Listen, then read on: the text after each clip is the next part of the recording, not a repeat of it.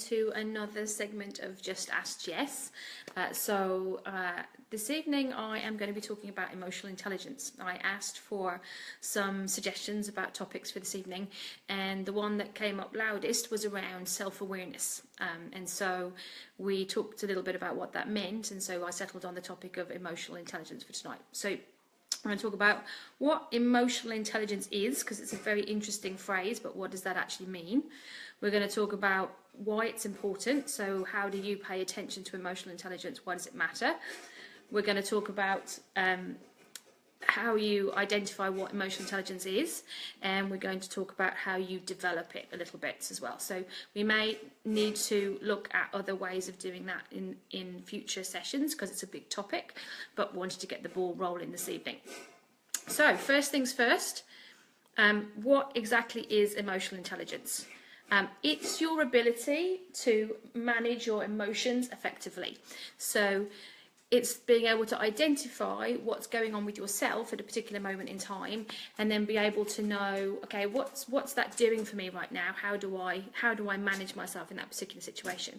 So, for example, I have a dog right here who's pestering me. I can get annoyed about that, or I can tell you that he's here and have a little laugh about it and carry on. Those are examples about emotional intelligence. How do you manage your emotions in the moment? Okay, and it's the most important indicator of performance in the workplace. So it's been tested against 33 other types of skill or ability, and by far outstrips any of those other skills in terms of what's going to make you successful on the job. And you know, some people will say, well, what about IQ? Isn't IQ more important than EQ or emotional intelligence, what we sometimes call EQ? And IQ certainly is important in terms of how you do your job, but what they discovered through the research is that IQ is really what we call a threshold characteristic. So you have to have a certain amount of knowledge and ability in order to perform your job. But in fact, it's your ability to relate to other people and manage yourself around other people that really makes you successful. And in fact, the further up an organisation you go, the more important that trait or that ability is.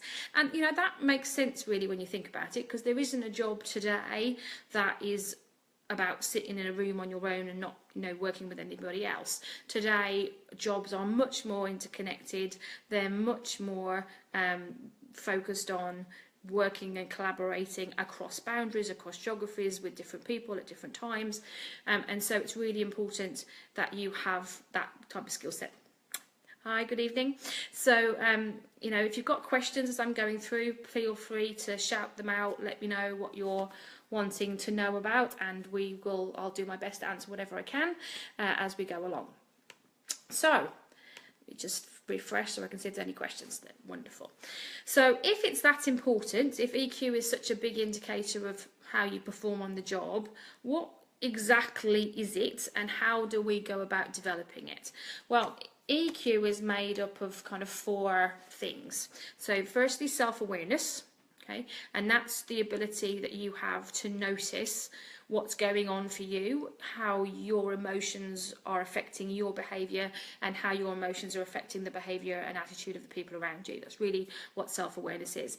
And self-awareness is the bedrock of emotional intelligence. Nothing else nothing can happen. You can't learn or grow if you don't have the self-awareness piece. So that's the beginning, that's the first step.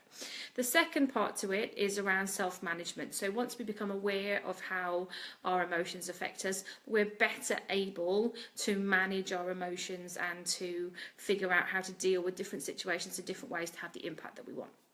So self-awareness and self-management, those are really all about ourselves, managing ourselves effectively around other people. And then the other part of it is being able to notice other people. So, you know, relationships are about dynamics between 2 people. So self-awareness and self-management says, I know what's going on with me now and I'm managing myself. Social awareness is about recognising what might be going on for somebody else and identifying how you might change your approach in order to deal with what's happening for them in the moment. And a big part of that is empathy. It's being able to put yourself in somebody else's shoes and really understand what's important for them. And then the last part is relationship management. So if you are self-aware and you are able to manage yourself, and you can notice other people, then those things combined allow you to have very effective relationships and have the impact on other people that you want. And that's really what we're talking about. How do you always have the impact that you want? How do you choose to have the behaviour, no matter what might be going on inside you? How do you choose to have behaviour that has the impact you always want to have on other people? The good news is that EQ, or emotional intelligence, is absolutely developable. So whereas some people will tell you that your IQ is fixed from when you're born, your ability to develop yourself is fixed, EQ is not. So you can develop EQ. Now, some people are born naturally with more emotional intelligence, but it's a set of skills. So anybody with practice can build their emotional intelligence level. So if you're sitting there now thinking, I'm not sure if that's something that I would apply to myself, I don't know how much I'm good at doing self-management, I don't know how much I have that social awareness piece, they're skills that you absolutely can build. So now is the time to start. So if you're going to do that, where should we begin, right? Because sounds like a lot of stuff to take in. How do I figure out what I do? How do I figure out how to develop myself? Hi. So the first thing, like I said earlier, the bedrock and the beginning is the self-awareness part. Nothing happens if you are not aware of yourself. And the likelihood is that if you have strong self-awareness, your ability to notice what goes on for other people also goes up. So your social awareness, that other part that we talked about, that goes up as well. So the place to begin in all of this is building your own self-awareness, and being able to then manage yourself from there. So how do you develop self-awareness? What do you do? Well, here are a few suggestions that I have, and if you have questions, please shout them out. So first of all, it's about noticing. It's about becoming more tapped into what you feel and what is going on with you at a particular point in time. And we have a tendency to try and smush, suggest word, but try and limit or reduce our emotions, and we tend to try and judge our emotions or edit our emotions because they're not necessarily things that are sanctioned as effective or sensible, particularly in the workplace. But a big part of self-awareness is being able to notice the emotions that we're having, and rather than letting them dictate to us how we behave, that we can simply notice them and say, okay, that's how I'm feeling right now. I'm now going to choose to have a different behavior. So the first step is really noticing. So paying attention in the run of a day to how you're feeling, writing stuff down when you're in a particular state of mind, just generally paying attention. Now, that sounds somewhat simple, but in practice, that can be a little bit trickier. So a couple of places that you might want to start. So the first place to think about starting, if you're kind of like, I don't know how much I really notice my emotional state, is just energy level. Right? On a scale of 1 to 10 today, where's my energy? 10 is really high, 0 is I'd like to go back to bed, kind of where am I playing? That's a really simple place to start.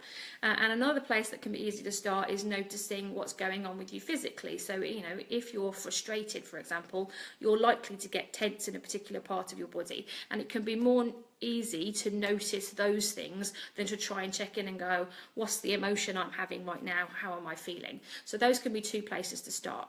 If you can, then the next step is to start identifying what emotion is happening for you. So you can say, okay, I am feeling frustrated right now, or I'm feeling happy right now, or I'm feeling sad right now. Those things, and naming emotions begins to help us recognize and manage the emotions that we have going on inside us. So that's the first thing, just really begin to notice what's going on for you. Writing it down can be really helpful if you can remember to do it in the moment, because the next thing that you're going to want to do is start to identify patterns. So people's behaviour are patterns. We work in patterns and forms.